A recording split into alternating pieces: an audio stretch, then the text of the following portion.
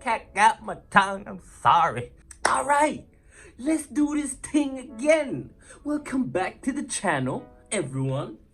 And as always, it's your boy, Multi-Cho, and we are talking about books. So what we talking about this week? This week, we talk about Deep Work by Cal Newport. So in an age where technology is progressing at such a rapid pace that we can only dream of, it has become even more vital to be able to focus on one task at a time. And this video, I hope to be able to help you with that video. But before we get into it, do your boy just a little favor, just a small little favor, you know, just smash that like button for the YouTube algorithm.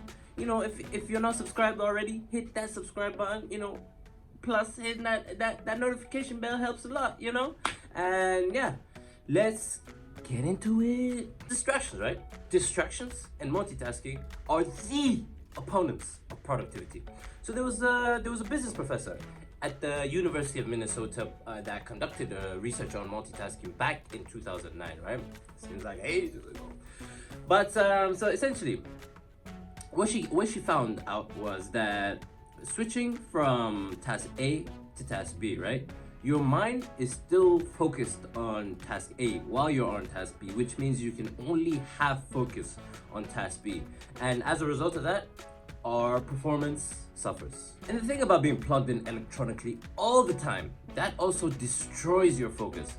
And even just seeing a notification come up on your screen is enough to hinder your focus, even if you aren't attending to that notification immediately. So the average worker, right? The average worker spends around 60% of their time using the internet and online communication tools, right? And only about 30% actually reading and answering emails. And you see, the thing about this is, you know, completing small tasks and moving things around gives us the sense of accomplishment while not actually doing important tasks. And this is also another aspect of why it's hard to stay focused. So there are a lot of strategies that you can use to equip you so that you can get into deep work, right?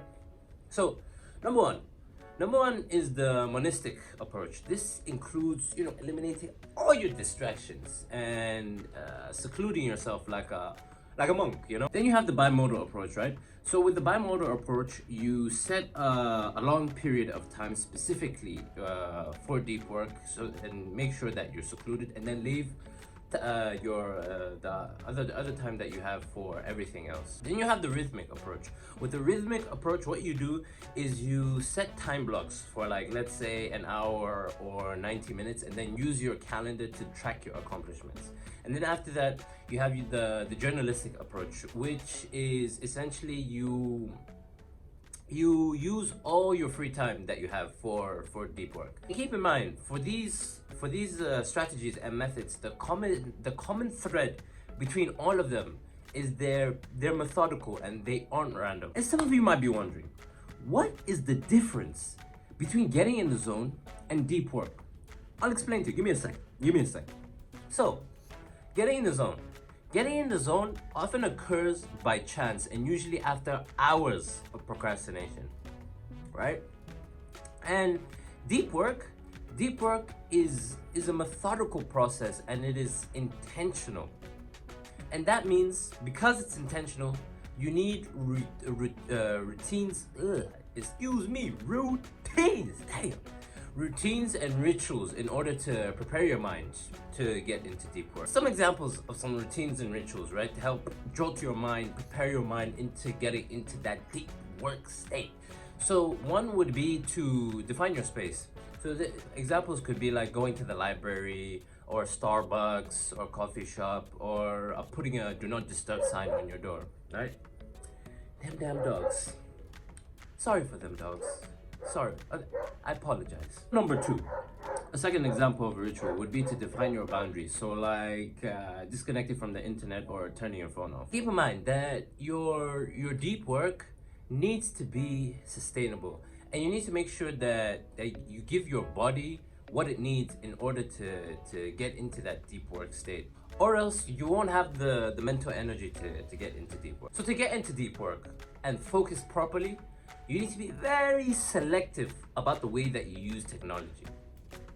So our brains have become very accustomed to receiving different all sorts of different stimulation, right? And because of this, we get distracted very easily. I know you know what I'm talking about. So, and because of this poses a lot of potential risks. So you can use moments that are deemed as unproductive to help solve certain problems in your life, right? So like, let's say taking a shower, for example. So the thing with this is you would let your mind focus on that one problem without changing subjects. And you can do this by asking yourself two questions. So, well, not two questions, but there are two steps to this. So the first is you would ask yourself like what problems are there in relation to that specific area that you're looking at, right? And then second would be to ask yourself cat got my tongue, I'm sorry.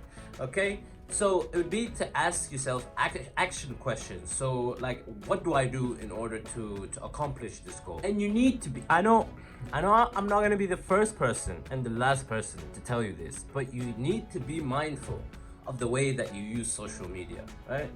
And you can do this by a method called feedback analysis. So this term, I believe, was coined by Peter Drucker, which is like a business legend, right? And I also recommend his Harvard Business Review books. They're excellent. So essentially, what feedback analysis is you set out on a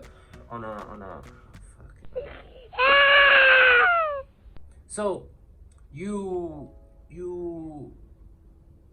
let's say you want to see what happens when you quit social media for 30 days, right?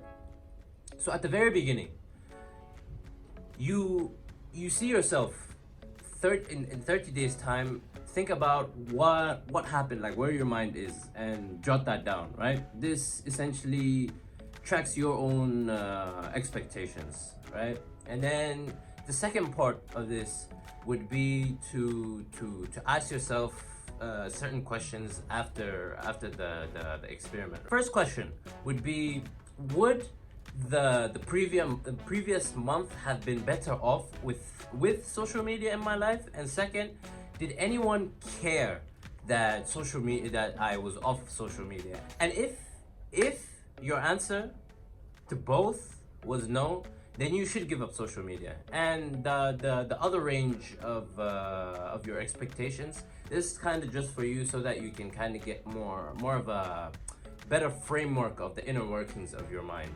So scheduling both work and free time, it is vital to restoring your energy. And you must, I mean, it's not a must, but it would be beneficial to you to schedule both your work and your free time. So what you would do is you'd create time blocks of, let's say, about 30 minutes. You jot down things like what you have to accomplish for work, personal tasks, relaxing time, time that you spend eating, doing emails, whatever that it is, you put in those time blocks. And the goal with this is essentially to create awareness about how you spend your time. And distractions, my friends, distractions are everywhere in this modern world where multitasking has become our default setting and is killing our productivity. And the good news is, you can do something about this. You can take your life back into your own hands by eliminating distractions and only focusing on uno task at a time. The next time that you feel completely exhausted and knackered, consider taking an internet Sabbath, Just unplug, take some time for yourself, and you will be surprised at the benefits. And with that, everybody, thank you. If you made it to the end, I appreciate you. If you got any value, you know what to do. Smash that like button. Leave any comments. Comments, questions, concerns, whatever that it is, and don't forget to hit the subscribe button. Yeah, appreciate you. I'm out.